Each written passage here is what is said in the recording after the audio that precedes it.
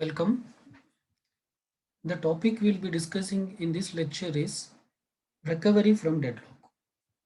So far we have discussed deadlock prevention technique, deadlock avoidance technique, and then allowing the system to enter into the deadlock and then detecting the deadlock. Okay.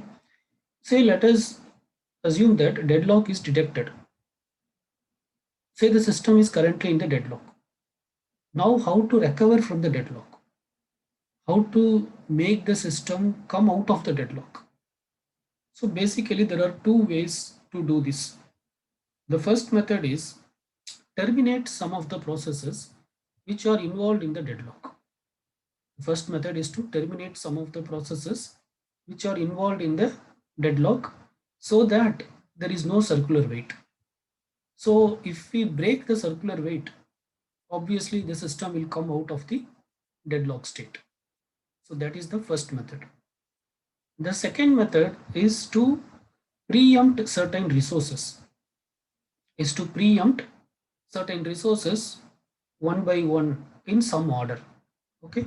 So slowly you preempt few resources and check whether the system is still in the deadlock state or not. If still some of the processes are in deadlock, then preempt more resources. Continue this process until none of the uh, processes are in deadlock. Okay. So this is how deadlock can be recovered. So basically there are two ways to recover from the deadlock. The first method is by terminating some of the processes, and the second method is by preempting certain resources. Okay. First let us see the first method. The first method is process termination. So how the processes can be terminated? So here again, one of the way to terminate the process is just abort all deadlocked processes. So this is a very clear cut or very straightaway method which says that directly stop or abort all the deadlocked processes. So obviously if you abort all the deadlocked processes, then the system will come out of the deadlock state and none of the process will remain in deadlock state. Okay. But this is a solution which comes with a great expense. But this is a solution which comes with a great expense because we don't know what is the state of each process, how long they have computed, and how many resources they have used. Okay, all these things are just discarded. And what is their partial computations, everything is discarded, and the processes has to once again recompute everything later when they begin after some times. Okay. So this is the first method which says that just abort all the deadlocked processes. Okay. The second method is abort one process at a time until the deadlock cycle is eliminated. Abort one process at a time until the deadlock cycle is eliminated. Okay. So this method basically, if you see the first method, in the first method the cost is very high. The first method, the first solution to recover from the deadlock comes with a huge cost. It has a huge expense. Okay. But the second method, if you see, the second method has has great overhead. Okay. The first method has a huge expense, and the second method, if you see, it has uh, a considerable overhead. Okay, it creates lot of overhead. So what kind of overhead it creates? So so so the overhead, basically what it creates in the sense, uh, first you have to identify the process to be terminated, and then after aborting a particular process, and then after aborting a particular process, once again you should run the deadlock detection algorithm. Once again you should run the deadlock detection algorithm to check whether the system is in the deadlock state or not. So like that, Like that, after aborting every process, the deadlock algorithm must be invoked to detect whether there are some of the processes are still in deadlock state or not. Okay, so this is the overhead which is experienced or incurred by the second method. Okay, so basically these are the two ways by which processes can be terminated. Okay, to recover from the deadlock. The first method simply says just terminate all the processes, but it comes with a huge expense because the processes might have already executed for a long time. They might have partially computed their results, so now they have to give up everything, and all the process should restart. The second method says that abort one process at a time until the deadlock cycle is eliminated. But this method comes with a overhead in terms of after aborting each process, the deadlock detection algorithm should be executed again and again to find still if there is some process or in deadlock or not. Okay. And another thing is that aborting a process is not that easy. Aborting a process is not that easy. Why it is not that easy? The reason is, assume that you have a process uh, assume that you have a process say p1. Assume that there is a process p1. Okay, let us consider that this process is updating a file. This process is updating a file, and it is in the middle of updating the file. It has not completely updated, it has partially updated. Okay, and it is in the middle of updating the file. At this point of time, if the operating system aborts this process, then what will happen to the state of this file? This file will become inconsistent.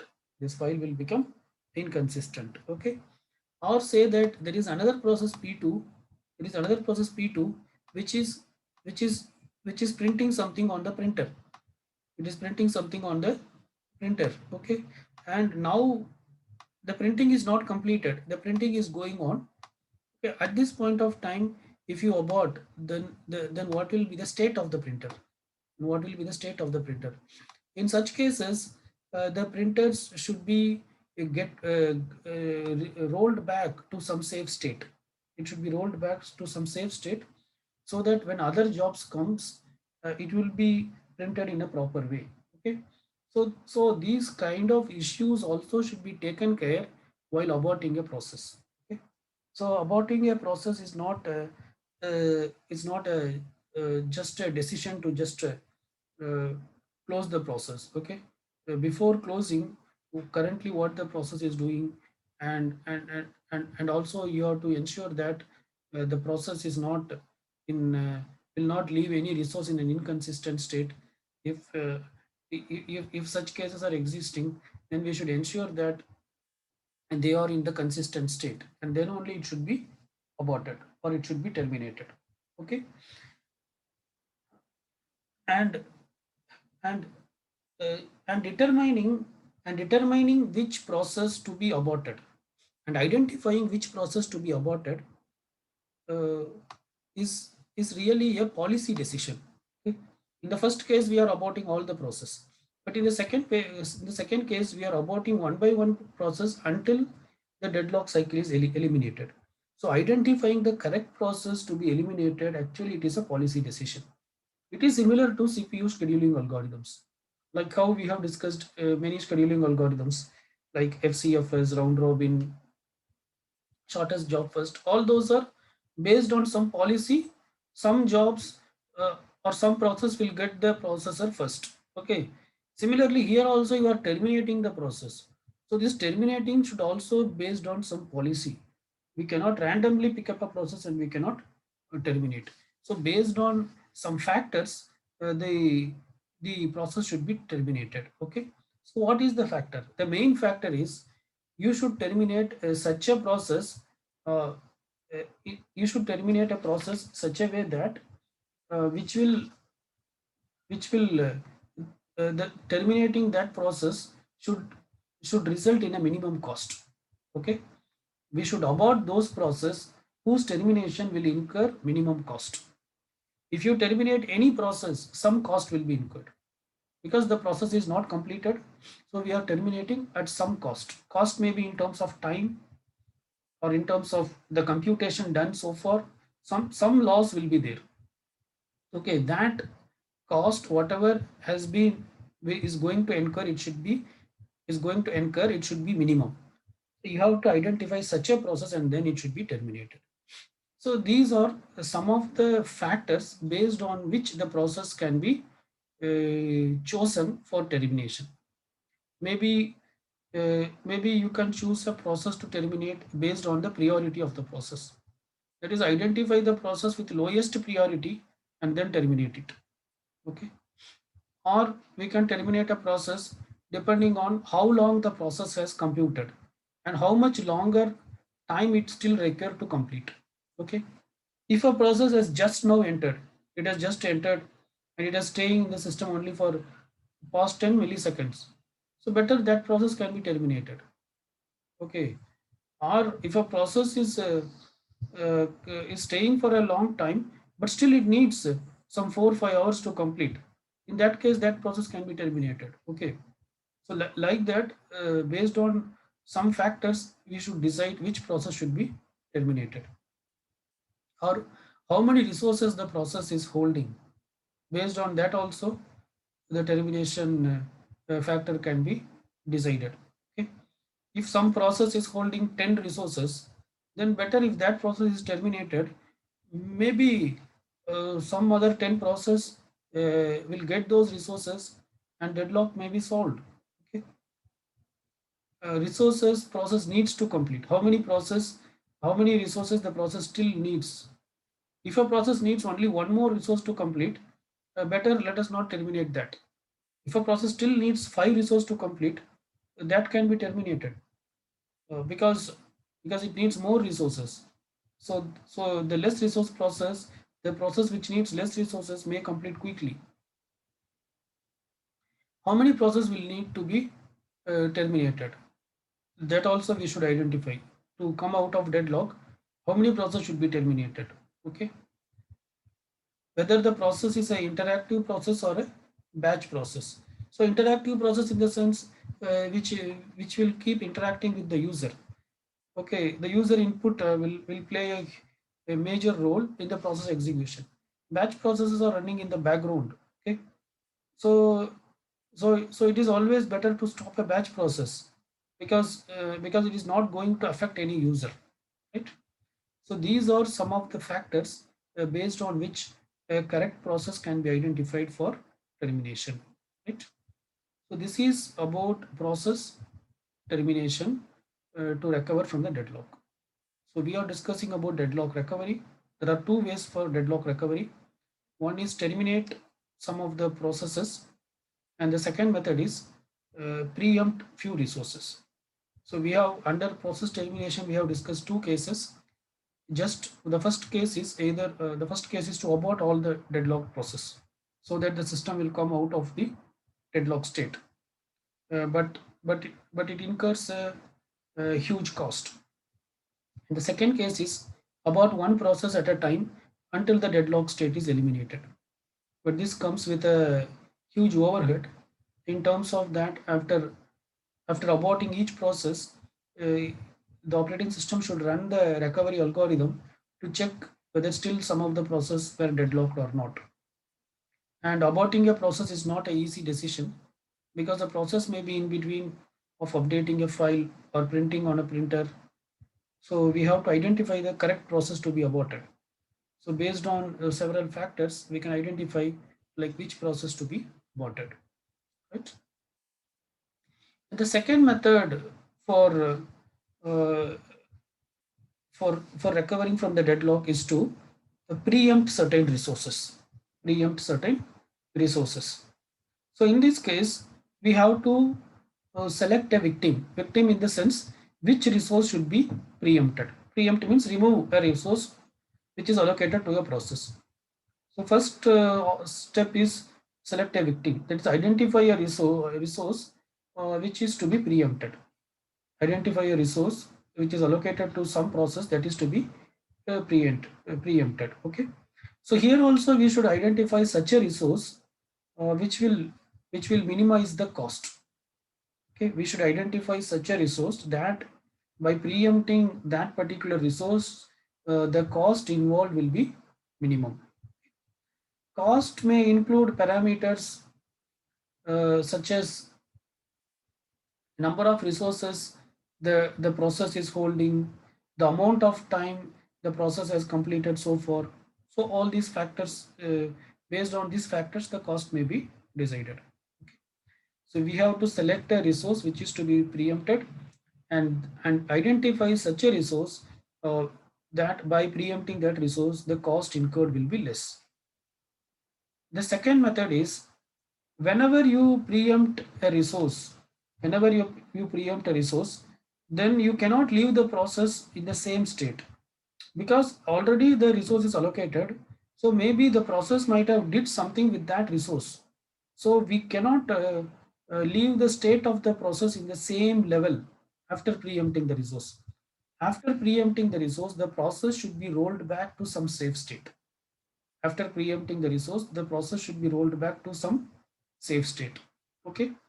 If you are unable to roll back to a safe state, then the process should be totally restarted. Then that particular process should be totally restarted. Okay. Always rolling back to the safe state may not be possible, because in that case the operating system should maintain the state of every process at regular intervals, and this involves uh, a lot of data storage and maintenance from operating system side. Okay. So if a rollback to a safe state is possible, roll back. Otherwise, just restart the process from the beginning after removing a resource. Okay. Because after removing the resource, the state of the process is going to change, right? And also we should identify uh, and also we should ensure that the resource is not always picked from the resource for preemption is not always picked from the same process. And also we should ensure that the resource for preemption is not always picked from the same process. That is called as starvation. If that happens, if the resource to be preempted uh, is being picked always from the same process, then that is called a starvation. Say assume that there is a deadlock between three processes, P1, P2 and P3. Okay, there is a deadlock between three processes. They are P1, P2 and P3. Say P1 is holding some resource, P2 is holding some resource, P3 is holding some resource. Now assume that operating system is picking up, saying that P1 should release resource X. So this P1 released resource X. Okay. Now the system comes out of deadlock. Now the system comes out of deadlock. Say after some times, after X amount of time, say again there is a deadlock, and this time the deadlock is between P1, P3 and P4. This time the deadlock is between P1, P3 and P4. Now also say the operating system is what you call choosing P1 to give up the resource. Now also the operating system is identifying a resource, some other resource Ry, and it is asking the same process P1 to give up that resource. Okay. Okay. So if this is repeating, say after some other time, after some more time, say again there is a deadlock between P1, P2 and P4. Okay. So now also to recover from the deadlock, the operating system is saying that P1 should give up the resource or or Z or Z. Okay. So in this case, what happens in the sense, every time the same process is getting picked up to release a particular resource. So this case is called a starvation. In this case, what happens? P1 will never complete. P1 will never complete because it is always being asked to give up the resource whenever there is a deadlock happens. So this will lead to starvation of P1, because P1 may have to, it is not that it will never complete, it may have to wait for a long period of time before completion. So that is called as a starvation. So to avoid from starvation, we should know, we should have a maximum count on the number of rollbacks allowed for a particular process. Okay. to avoid starvation, we should have a maximum count on the number of rollbacks allowed for a particular process. Okay. So this can be easily done by including rollback in the cost factor. So whenever you calculate cost, include rollback also in the cost factor, because always the operating system will select a process for preemption in such a way that it will reduce the cost. So while calculating the cost, include the number of rollbacks also. Okay, so that if a process is rolled back 2-3 times, then its cost will increase, so that the probability of that process getting selected for preemption will reduce, right? Okay. So this is how deadlock can be recovered by preempting resources, right? So that's it about deadlock recovery. So basically there are two ways to deadlock recovery. Uh, One is by aborting the process or terminating the process. The other one is by preempting the resources. Okay. So that's it about the topic deadlocks. Okay. So we have discussed what is a deadlock, and when two processes are said to be in a deadlock state, that we have understood, and we have discussed what are the various methods of dealing with deadlock. Okay, so there are basically three ways of dealing with deadlock. The first method is to ensure that the system will never enter into the deadlock. Okay, for that can be done by using two techniques, by using deadlock prevention and by using deadlock avoidance. Deadlock prevention is done by making sure that any one of the necessary condition of the deadlock is not existing. The necessary conditions for deadlock are the necessary conditions uh, for deadlock are mutual exclusion, hold and wait, no preemption, and circular wait. Only if all these four conditions were there, then there is a deadlock. If any one of the condition is not there, then there is no deadlock. So deadlock prevention algorithm ensures that at least one of these conditions does not exist, so that the system will not enter into the deadlock state. Okay. And deadlock avoidance algorithm, we have discussed two types. One is if the number of instances of each type of resource is one, then we can avoid deadlock by using resource allocation graph. If there are more instances of resource of each type, then deadlock can be avoided by using Panker's algorithm. Okay, so that's it about deadlock detection and avoidance. And then we have discussed. Then the second method is allow the system to enter the deadlock state. Allow the system to enter the deadlock and then detect the deadlock and then recover from that. So that is the second case. So we have discussed how to detect deadlock. So that deadlock detection algorithm is also very similar to the Banker's algorithm. There is no change at all. Only thing is here we allow the system to enter into the deadlock and we frequently run the deadlock detection algorithm to check whether there is a deadlock or not. Again, deadlock reduction algorithm, there are two types. The first algorithm is for when will be used when there is a single instance of each type of resource, and that is done by a graph. That is done by a graph. That is done by a particular graph which is called as wait for graph. Okay, wait for graph can be used for deadlock detection when there is only single instance of each type of resources available. And the deadlock detection algorithm can be used for deadlock detection when there is more than one instance of each type of resources available, and that algorithm is similar to that of the Banker's algorithm. And then we have discussed deadlock recovery, how to recover from the deadlock. So basically there are two ways to recover from the deadlock. Terminate some of the process is the first method. Second method is to preempt some of the resources. So this is the second way of dealing with the deadlock. The first way is to deal with the deadlock is don't allow the system to enter the deadlock. That is by using deadlock avoidance and by using deadlock prevention. The second method is allow the system to enter the deadlock state and recover from that. The third method is ignore the problem itself. Pretend that there is no deadlock at all. Okay. Actually, most of the operating systems actually they use the third method, because the system will hardly enter into a deadlock state, right? And in a normal standalone computers, the system will enter into the deadlock state very rarely, maybe once in a year or once in 2 years. So it is better to ignore the deadlock, because otherwise the overhead involved in maintaining the deadlock detection, avoidance, and all these algorithm will be higher. So that's it about the topic deadlock. So let us stop here. Thank you.